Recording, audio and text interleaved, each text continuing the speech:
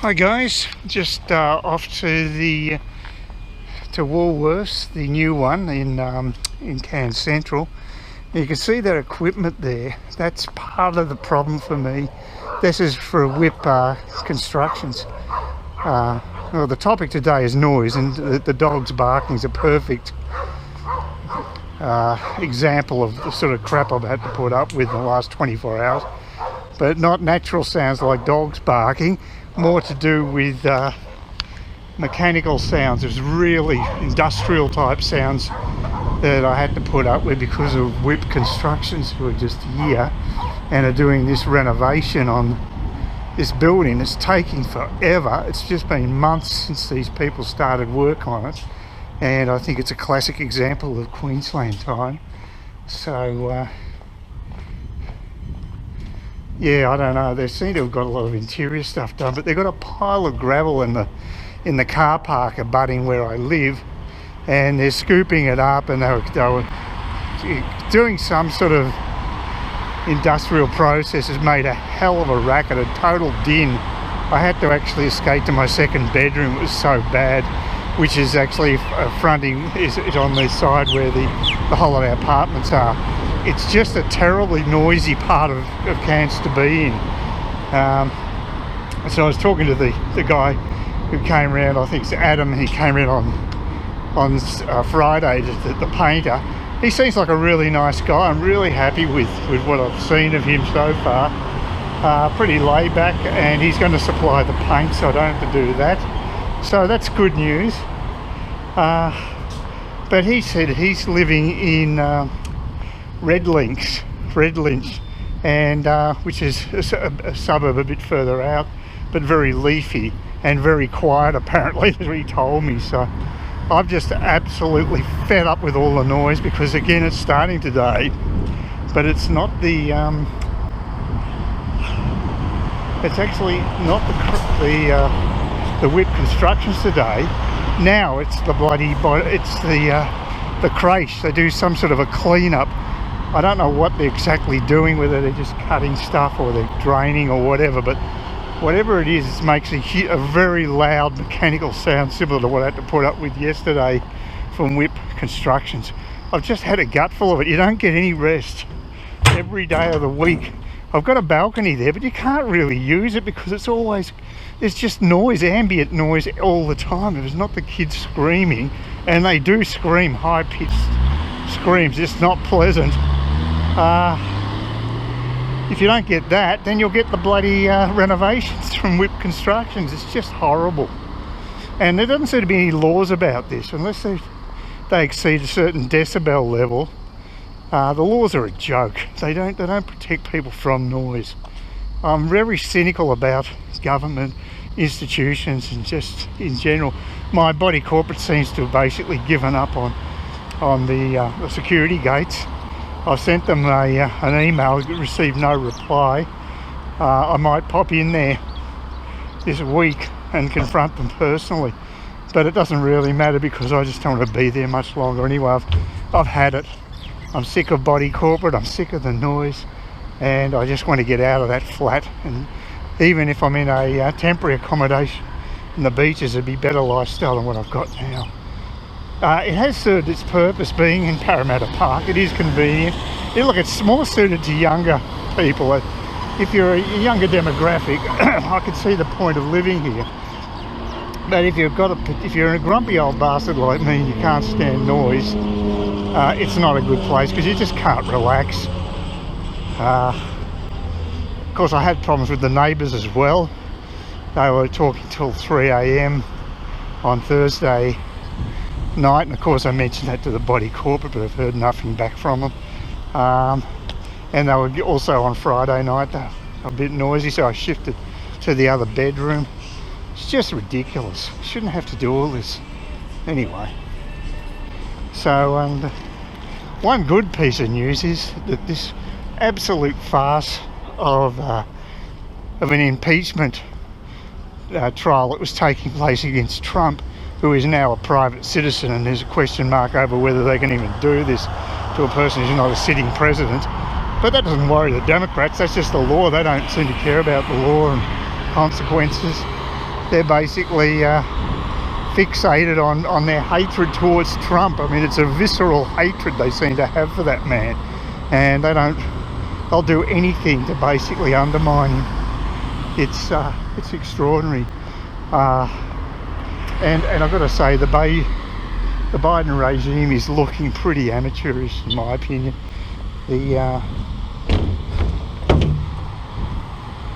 Their White House press spokeswoman is an absolute moron. All she says, she's going to circle back to this because she can't actually answer the question. Didn't do her research, doesn't have the information at hand, which Trump's White House spokeswoman, she was fantastic, McInerney, forget what her first name was, but you know, she was really top notch. Loved her work. It's just chalk and cheese. It's a classic example of Biden being sort of Washington based, from the swamp, with all the bureaucrats, employs bureaucrats and half-wits and people who are just not up to the job, whereas Trump, for all his faults, he's a successful businessman. He had a tough time, I think, in the 90s with his real estate and what have you, but he got out of it, and he does get results. And personally, I think it's a model that a lot of governments should follow, is getting business people into the government. Mind you could have said the same thing about Malcolm Turnbull, and he was absolutely hopeless. I had high hopes that Malcolm Turnbull would be something like a Trump, in that at least he has an idea of business, but I think he's just a lawyer. He got Aussie Mail and made a fortune out of that.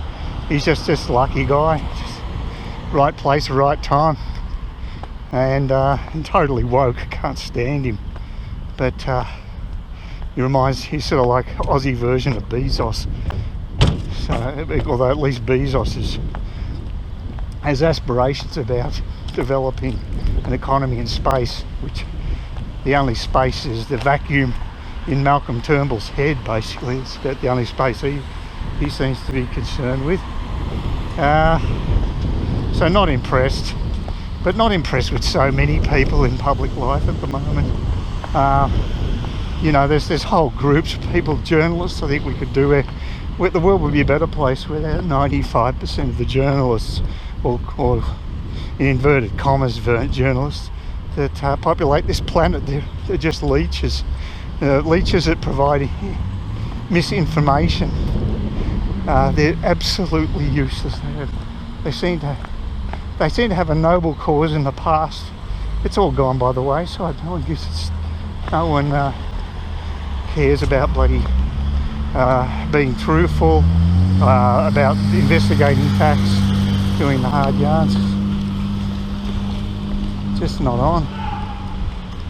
Here we go into the belly of Cairns Central on the way to Willie's. It's quite busy. It's late Sunday morning, about after 10, so I suppose there's a few people out and about. I wouldn't want to come down here too early. I think it would be quite dodgy, actually.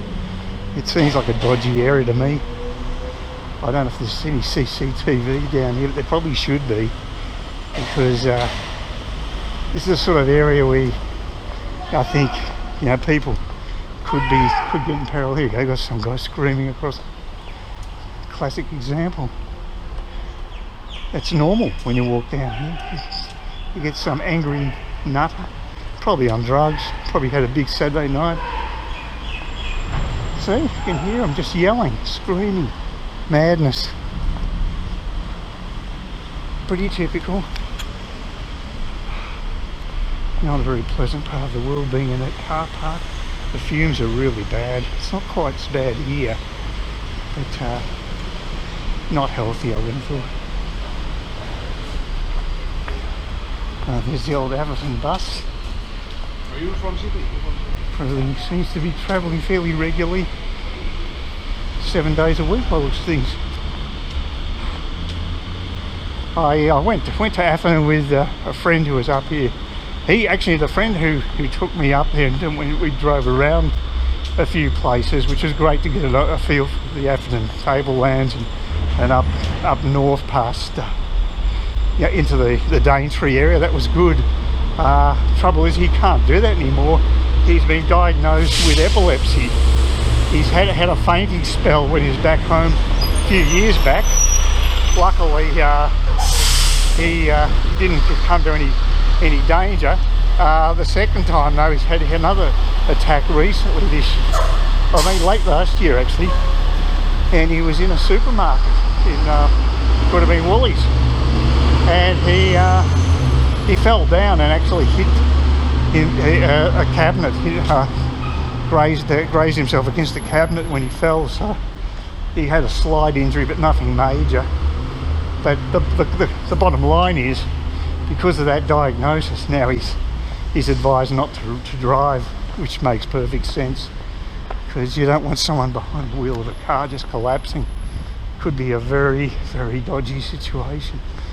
So unfortunately, if he comes back up here, he won't have wheels, which is a bit of a worry. So it does limit you a bit. Yeah, without transport it's a bit of a problem, but he does like Trinity Beach area, for instance. So